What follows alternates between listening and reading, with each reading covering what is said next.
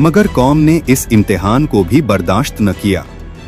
सरबराह कहते, तुम्हारी आजादी छीन ली गई है, एक ओतनी हमारे पानी पर हुकूमत करेगी। उनका गुरूर फिर से उभर आया।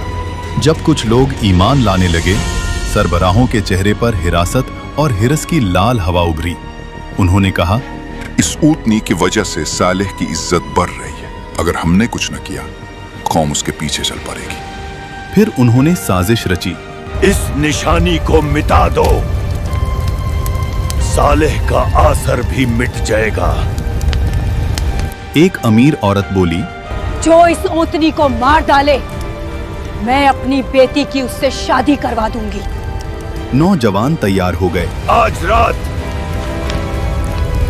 ये ओतनी नहीं बचेगी। ऊँटनी जब खूब पानी पीती हुई वापस जा रही थी, कातिल पीछे पीछे चले। पहले एक ने तीर चलाया, ऊँटनी का पांव जख्मी हो गया।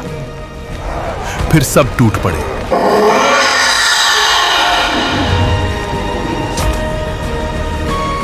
और एक हमले में उस निशानी को कत्ल कर दिया। कौम चीख उठी, हमने ऊँटनी को मार डाला, अब सारा पानी हमारा है। यही वो जुर्म था जिस पर अजाब का वादा था।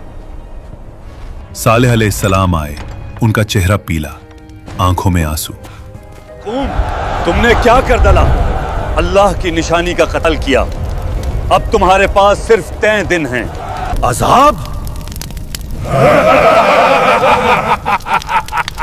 हमें कुछ नजर नहीं आ रहा।